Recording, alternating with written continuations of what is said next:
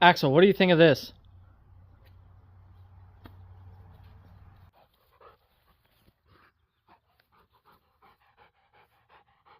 Hey guys, welcome back to the channel and thank you for checking out another video. It is super hot today, like the hottest day we've had all year, and I decided today was a perfect day to do the maintenance on the WRX. So today we're doing a handful of things. We're going to do a full transmission and rear differential change. We're going to do an engine oil change, filter change, cabin air filter change. Then we're going to take a look at the Cobb air filter. Because I bought the car at 68,000 miles, I really don't know exactly what the condition of everything is. The engine oil looks a little rough. I noticed when I got under the car the other day, if you saw in the last video, the oil drain plug had a regular washer on it and not a crush washer. So it was leaking. So I'm just curious to get into everything, check out the gear oil, see how all that looks, but let's go ahead and dive into it. So here's everything we have for today's adventures. We have the Cobb filter over here we're going to be taking a look at. We have some Rotella T6 we're going to be changing the oil with. We have some fresh Rain-X to put in the washer reservoir. We got some gear oil, some Motul Gear 300 for the transmission and differential. We have a little spout for the gear oil because sometimes it doesn't like to. It's really difficult, especially for the rear differential, to try and fill it up. That's mainly for the rear differential. Then, of course, I have an OEM oil filter. We have a SuperTech Walmart cabin air filter, and we have some air fresheners. So to show you guys what I did, I just removed the clamp there, pulled the intake filter off. I took an air compressor and blew all the dust off of the filter from the inside out. I didn't wash it because I don't have oil to put oil back on it, so it's not probably oiled at all, which it's fine for right now. So probably the easiest thing to do right off the bat is the washer fluid. I'm just topping this up. It's not completely empty, but I like to have Rain-X. So I don't know if you guys use Rain-X or not. A lot of people put Rain-X on their window. I prefer the washer fluid because this will give you the exact same effect as just using regular Rain-X, but you don't have to apply it. Just anytime you're losing your hydrophobic properties on your windshield, you just hit your windshield washer fluid and boom, it's back. So there's probably a little bit of the old fluid still in here, but this will still help. Actually, it was pretty low. Alright, so it took about a third of a gallon, maybe a little more. So it's not going to be ideal, but I thought it was lower than that, but it's not. Either way, I got enough to keep topping it off, and then it'll eventually just pretty much be all the Rain-X. So next order of business, I'm going to go do the cabin filter, give this engine a little bit more time to cool down. I don't really want to drain the engine oil or transmission with it being this warm, so I'm going to do the cabin filter real quick. So if you guys haven't replaced your cabin filter before, it's pretty simple. Just pull on your glove box, let that come down, push out on that, so that we can drop it. This is your hydraulic, and then we're going to push in on the sides, and that will kind of allow the glove box to come out from its spot and drop all the way down. Actually, I need to pop that off the bottom one like that, and then there's two little tabs on either side. You just squeeze them together and pull it out, and that's pretty gross, actually. So I'm an idiot and I got an intake filter. I totally, for some reason, I just was like, oh, that's a cabin air filter, because I hardly ever run factory intakes and I just didn't even think about it. This is not a cabin air filter, this is an intake filter. As soon as I pulled it out, I was like, that is not a cabin air filter. That is for the intake that is not in this car because we have a Cobb intake. So completely different things, so scratch that. Sometimes we make mistakes. So I am just going to return that, and I'm just going to blow all this crap out with compressed air for right now, and then I will go pick one of these up.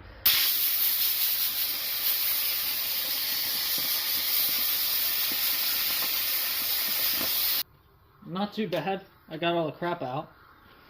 Alright, we have our drain pan here, and the WRX transmission uses a T70 Torx bit.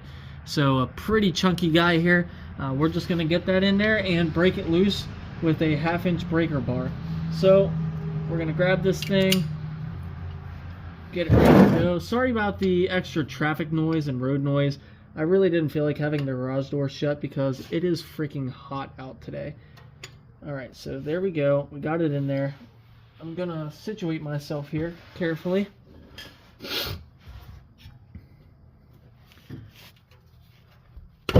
Ow!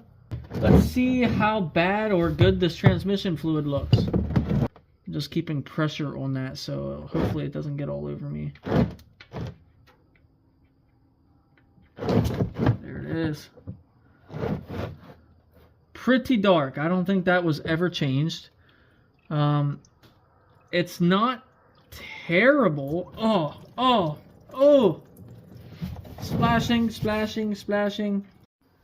So these do have a magnetic drain plug, and I always think it's fun to kind of look at it and just see how much is caught up. So this is all metal shavings.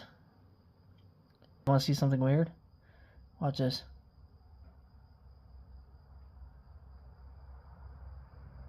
Ready?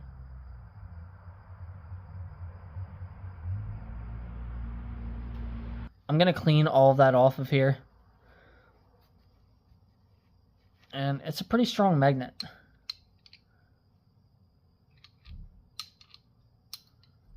So while I'm draining everything, I'm just going to go ahead and drain the oil. You can actually see that that is a standard washer.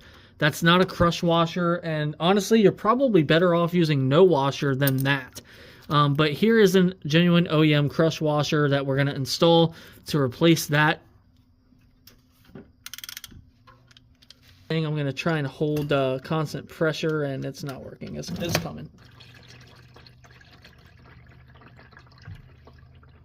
But I'm glad we're doing this because that engine oil is pretty dark, and I have no idea what kind of oil that is. But I'm going to grab a new crush washer, and the flat side's going to go up against the bolt.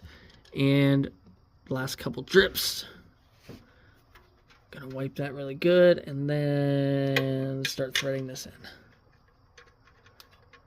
Make sure you don't cross thread these.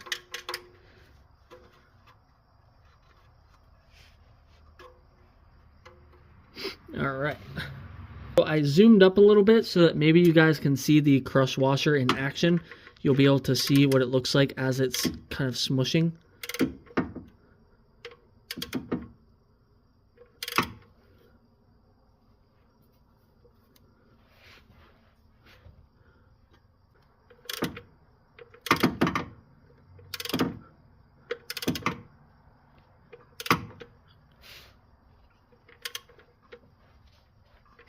There we go. You know what? Let's just finish it off. Drain the rear diff. We're going to take a 1/2 inch ratchet here and put that in. I might need to use a breaker bar. I'm probably going to need to use a breaker bar. So let's take a 1/2 inch breaker bar instead. Alright. Grab our drain pan.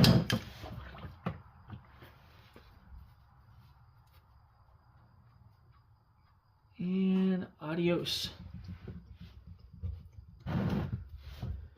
That doesn't look too hateful. Our magnetic drain plug didn't get a whole lot on it, so that looks a lot better than the transmission itself. So this is when it comes in handy to have one of these transmission spouts. And so when you get Motul gear oil or engine oil, usually it comes in a container like this, and it works something like this. You typically grab onto this, pull that up, and boom, you got yourself a little spout there. And then you can loosen this off. So that is kind of convenient, and you could probably get away with filling it up like that, but I already bought the spout, so I'm going to use the spout. I think it'll be easier anyway. So we'll just unscrew this from the base. Okay, and then the spout comes with an adapter. I'm going to unscrew that adapter out of there and screw that onto the Motul. So right now it's locked, and then we can unlock it and squeeze, and that's a really good way to get your gear oil in there.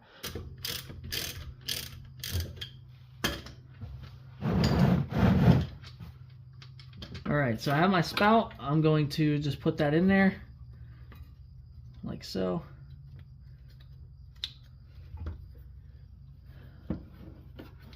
And we'll start pumping it in. Alright, so there we go. We're starting to leak.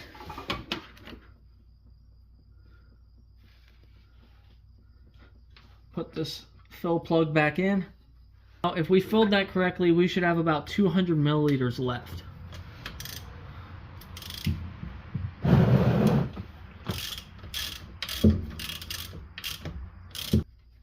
All right, perfect. All right, then we just take the oil filter off.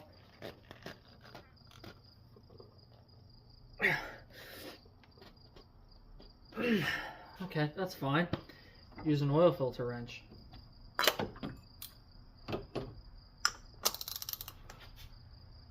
Oh, okay. Alright, that's fine. I have a different size. Oh, that doesn't fit. Okay. I know what to do. I got some grippy gloves. That'll work. Alright.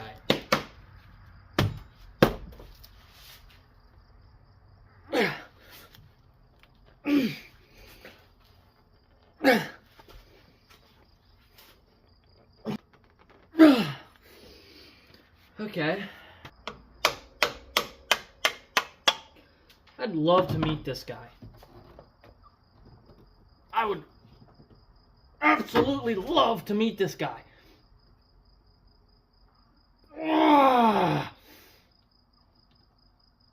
If you put this on, DM me and let's have a talk. Because I think you need therapy.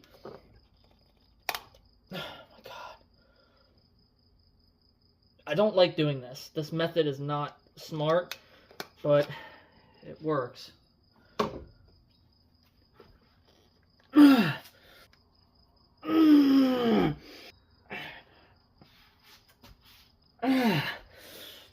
Oh my God. That is stupid. That is so stupid. And then I hate when this happens. There was residual oil in the filter and it didn't all... It usually doesn't happen. It's usually pretty clean. Let me teach you guys something. OEM Subaru WRX filter, Wix filter. There it is. It's already pre-lubed on the seal. You grab it. Look, you sit it on there. You see that? Perfect. Okay.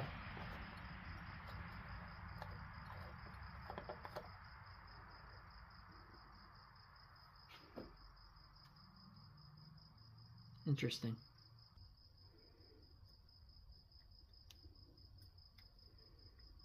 There we go. 5.4 quarts.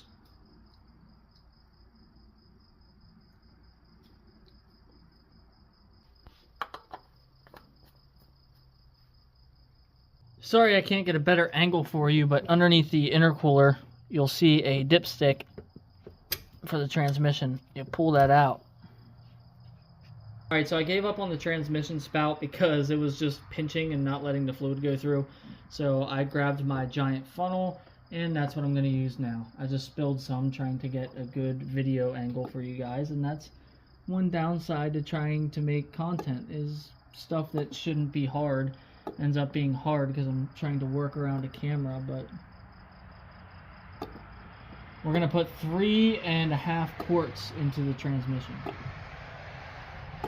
Alright guys, so I want to address that oil change video and what all the comments were and stuff here in a second, but we got the rear differential change, the transmission change, the engine oil and filter change. We cleaned the Cobb intake filter, we cleaned the in-cabin filter, I checked the coolant, I checked the brake fluid, both are good, and I also filled up the washer fluid. So I do want to replace that Cobb filter and the cabin air filter with brand new ones, and I'd like to make or get a new lid for the Cobb intake box. There should be a lid on that, and there's not.